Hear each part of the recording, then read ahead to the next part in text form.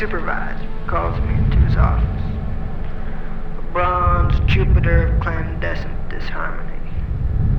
Well, Williams, am I to understand you've been in commerce with subnomenclature other than lesser infrastructure types? Don't you realize the dire importance of maintaining the receipt of those Geltos images?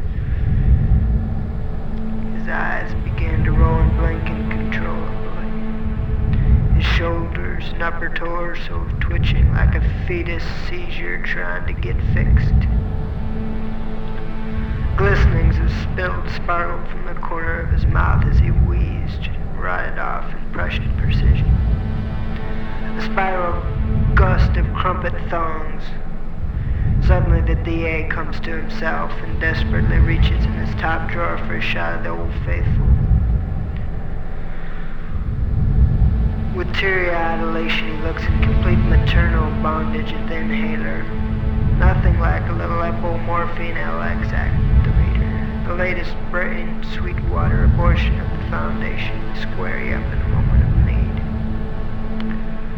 As the activator spreads through his shoulders, he begins to relax and sag, and his breathing begins to normalize. Boris napping in an electric fish pool of crimson jism. And the sparkles, look at them all. Can you see the sparkles, Wilson? The DA, having forgotten what he called you in for, suddenly snaps, an angry but castrated voice. That will be all, Wilson. Can't you see that I'm busy? His body twitched again, and his eyes continued to blink. Feeling like I could stand to fix myself, I headed for the refractory machine down at the end of the hall. But Randorf beckons me over to his desk to be spectator and consort while he continues to fire in disjunctular actual references into the main bank, which of course also controls the DA-owned frequency specifications. Even though they were scrambled in that old "the dog is in the tree," there are an infinite number of variables. Pick the right one. How many animals are in this picture, Jism speak? And with cake in a hat bag to most of these young croakers. But the only thing not accessible was the 9th corridor. Nobody fucks with that vacuum conactual, invisibly drawing and sucking, absorbing electromagnetic tentacles, entirely undetectable, rapidly paralyzing the victim, perpetrator, with anesthetizing subfrequencies provided by its own infinite parallel channel access and resound eviscerizer. Scores of young croakers overflowing with red-hot grade 5 testosterone punctuators have met their mesomorphine maker by trying to access just a glance at the 9th. Only to be shredded into neon dust in the duality of quantum immortality intertwined with the corporal continuum frequencies. Back at the Politburo, an inquiry into divergent schisms of celestial verbosity. Mr. Parkinson, it has been established by this unfallible committee that you deliberately emasculated your own silicon hybrid deposits in favor of gelatin-producing macrotations. The death dwarf waved his finger with flagellant seriosity. A striped carnage seated at the other end of the room plucked petals off the table, sticking them into his mouth and revoltingly sucking the DNA supplements in slow, disgusting antithesis. The dwarf, high on lactose yeast derivative, began to lose control in a fit of gascular, bubonic contortions, babbling on about expediency and the need for janitorial sacrifice. The committee members, all hooked into a main line manifesting itself in the center of the table. A tall brass and glass hexagon, staring glassy-eyed at the bubbler ascension and the IV percolator, which feeds their plexiglass cables and provides the members with cyclical cerebral orgasms, then slowly disassembling into brief synapse menstruation, known in the industry as stryctonium downwigos, an entirely closed circuit system. The ticker tape in the corner of the room continues to reel out endless declarations of proxy. Iceland sells 3,000 pre-teenage girls to Turkey in arms deal.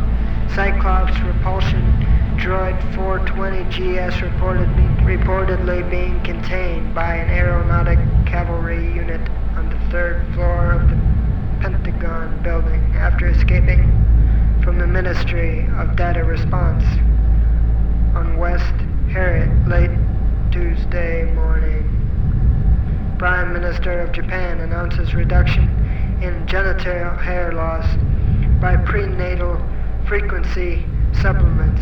Albino monkey Organgrinder in the City of Lights. Good God, cried the senator from Alabama in his wheezy, half-throttled southern accent. If there's one thing I can't stand the sight of, it's a handful of rind and the alabaster sauce. What in God's green earth do these telecommunication transvestites think they're doing? Don't they realize the 7th vault must be maintained at all costs? If there's even the slightest shift in the electromagnetic assemblage point, the whole subliminal subcontinent could be irretrievably and permanently damaged. The other senators and medical acidors glazed in paralyzed transfixion, watching the overhead monitor where old Fortean cartoon characters were superimposed on reenacted archaic torture rites. The sound of octoverb Gregorian chanting. One of the coolie assemblage attendants began to lick the wallpaper and nuzzle the doorknob. Stevens? Where the fuck is Stevens? Dispatch the tantric resurrection immediately, croaks out old Colonel Andrews in day-glow plaid hysteria. The old man used to be a cherry croaker in his day, a real paramount cybergraph cavalier. That was back in the days when plutonium-irradiated LSD-25 was considered to be groundbreaking. In short, forgotten histories. Andrews was merely retained to sit on the committee as a matter of prestige.